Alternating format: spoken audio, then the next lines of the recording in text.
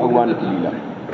अब भगवान का सिंहासन होगा और जो पुजारी भोग लगाते थे सोने की थाली में और सोने के चम्मच लोटा सब भगवान के सोने के बर्तन थे जगन्नाथ भगवान के, वो भगवान रात में निकल पड़े भोजन लेके और माधव दास को दिया जाता, लो बाबा भोजन कर लो, तुम भूखे हो।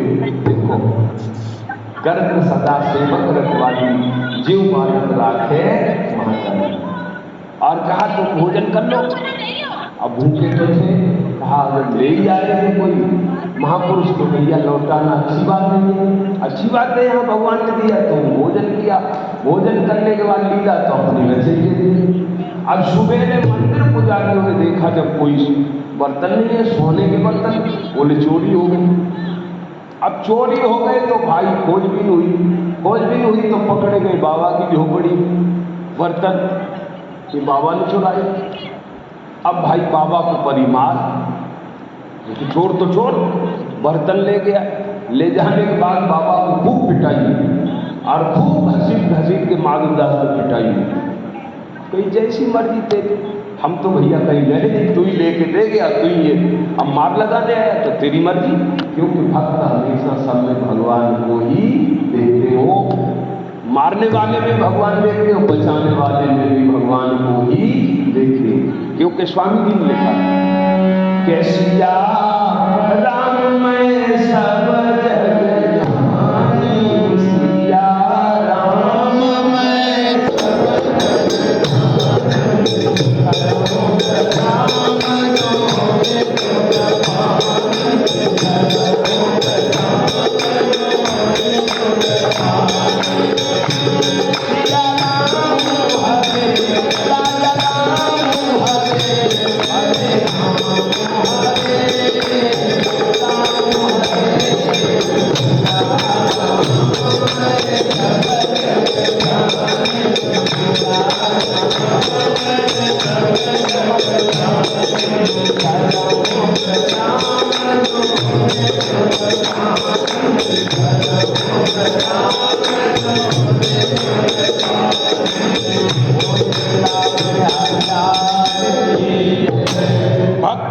सब सभी में भगवान का दर्शन करते। जब पिटाई हुई, खूब पीट दिया, बेहोश हो गए तो छोड़ के आ गए, बर्तन बरामद हुए, राजा को पता चला। हरि नाम लो बट देखिए प्रभु की लीला। अब इधर तो भगवान का भोग लग रहा है, कुछ भी लग रहा है, भगवान कुछ छूटते नहीं है, क्योंकि जगन्नाथ भगवान जीते जाते भगवान के, न तो भोग छूटते हैं न किधर भी देखते हैं। अब तो उनकी चिकित्सा भी होती है, राजा को सूचना लगी कि भगवान बहुत परेशान है, नाराज है और अस्वस्थ है, इलाज कराया जाए। इलाज हुआ भगवान का, तब भी ठीक नहीं हो रहे, आए भर। राजा ने फिर पूछा कि जय जय सरकार, आपको ये पीड़ा किसने पहुंचाई है? आप कृपा करके हमें बताएं। भगवान बोले अब ये सब मत पूछो, भगत ही पहुंचाए और तो कोई हमें पीड़ा पहुंचाने वाला है नहीं महाराज बताइए आपको ये पीड़ा किसने पहुंचाई? जब राजा बात कर दिया तो बोले आप ही ने पहुंचाई महाराज। बोले क्यों? बोले वो जो महात्मा था उस महात्मा में मैं ही तो था, न इतने मार्गों का बेचारा देख पाता, ये हमें भी तो लाठी पड़े तुम्हारे सिपाही, तो ये हमारी सब देखा सब कहा अपने भक्तों में हमेशा मैं सवाल करता हूँ। अब भक्त को पीटने वाले, अब भाई हम ही तो झेले मार, वो तो मर जाता बेचारा दुबला पतला, एक सप्ताह से भूखा, मैं ही भोजन कराने गया। राजा ने कहा अब तो राजा विद मान और गया माधव दास के चरणों में गिर पड़ा और कहा प्रभु आप मेरे गुरु हो और मैं आपको गुरु को स्वीकार करता हूँ और मेरे सारे खता माफ कर दो। ऐसे करके प्रभु की कृपा। अब तो जब राजा जब आपको मानने लगे तो प्रजा मानने में देर नहीं करती, ये ध्यान रखना। और राजा फटकार दे तो प्रजा देखती भी नहीं है तुम्हारे में, ये लीला भगवान की। लेकिन वहां तो एक ही चीज है माधव दास की, क्या कि हमें क्या काम दुनिया से, हमें श्री कृष्ण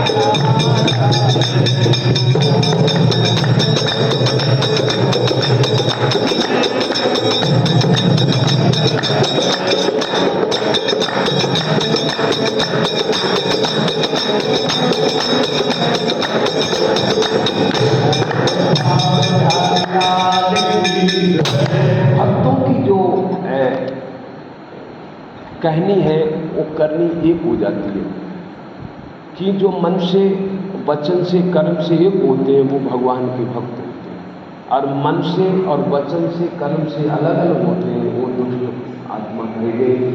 तो कहने का मतलब संत हमेशा एक वाणी होते हैं। तो महाराज जी का बड़ा चमत्कार होने लगा, चारों तरफ माधव दास। अब तो लोग बड़ा माधव दास ने कहा ऐसे तो हम भजन नहीं कर पाएंगे, क्योंकि जहाँ मान बड़ाई हो वहाँ खतरा हो जाता है। सही है ना?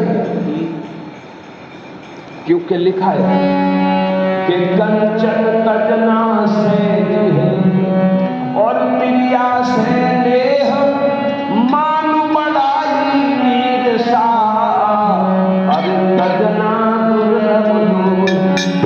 और महात्मा कहते कि चलो चलो सब कोई कहे और पहुंचे बिरला कोई, कंचन और ये कामनी और दुर्लभ धारी। दो दुर्लभ धारियां हैं, इन्हें जब पार कर जाओगे कभी प्रभु तक पहुंच पाओगे।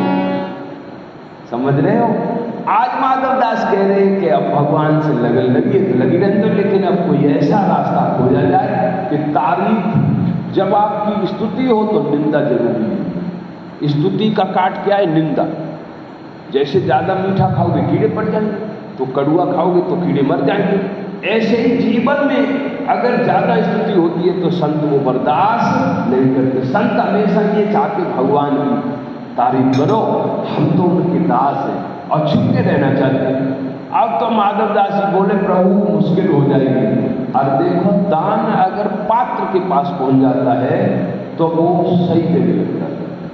आज माधव दास निकल पड़े तो एक गांव में एक बुढ़िया थी, उसके कोई परिवार में संतान, एक बेटा था, उसके कोई संतान नहीं थी और बुढ़िया बड़े कठोर स्वभाव की थी, मतलब बद स्वभाव जैसे कहें या दुष्ट स्वभाव भी बोलते थे लोग। तो महाराज वो महात्मा हो चाहे कोई हो, किसी को बकसने वाली नहीं थी। तो माधव दास धीरे धीरे उस बुढ़िया के दरवाजे पहुंचे, भिक्षा करते तो उसने तो सुनाना शुरू कर दिया। लट्टे तो बड़े हो, खूब बढ़िया हाथ पाए हैं, चकाचक घूम रहे हो, कमा के खाओ, आ जाओ हमारे घर काम करो, बन गए बाबा जी। हाँ लगा ली चौकी, लगा दिया तिलक, जैसे लग रहा यही भगवान को पकड़े घूम रहे। और माधव दास समझ गए कि दवा मिल गई। क्यों कि स्तुति की दवा मिलता है। अब तो माधव दास बड़ा खुश हुए, 1000 उसने खरी खोटी सुनाई महाराज, और माधव दास सुनते रहे और सुन करके और उसने दिया नहीं, भिक्षा कुछ नहीं और भगा दिया, चले। गांव के लोग बोले बाबा तुम्हें क्या मिलता है गाली सुनने में? तो बाबा बोले हमें जब फूल मिले तो कांटे भी तो अच्छे लगने चाहिए, साधु के लिए तो कांटे भी एक समान होते हैं, आप लोग क्यों ऐसा समझते हैं? दूसरे दिन अब तो रोज पहुंच जाए माधव दास महाराज। एक दिन गुस्से में बुढ़िया थी, पोता लगा रही थी घर में, तो गुस्से में उसने क्या किया कि तुम तो नालायकी पे हद उतारू कर दिया, अब तो तुझे कुछ न कुछ देना ही पड़ेगा। तो गाली देते देते उसने वही पोता माधव दास की मारा और माधव दास की छाती में वो पोता लगा। अब माधव दास ने झोली में रख दिया और माथे से लगाया, झोली में रख दिया। कहा माँ तूने पोता दिया है तो जा, तुझे पोता ही होगा, भगवान तेरे ऊपर बड़ी कृपा करे, कुछ तो दिया तूने आज, मैं तो इतने दिन से तेरे दरवाजे में खड़ा था, कुछ दे कुछ दे, तूने आज पोता दिया तो जा तेरे पोता ही होगा। देखो संत हृदय नवनीत समान, नवनीत कहते मक्खन को, लेकिन मक्खन अपने लिए पगलता है लेकिन साधु दूसरे के लिए पगलता है। ये मक्खन से भी साधु महान बताए गए और हो जाए। कवि जी कहते हैं कि संतन के संग लागे तेरी अच्छी बातें,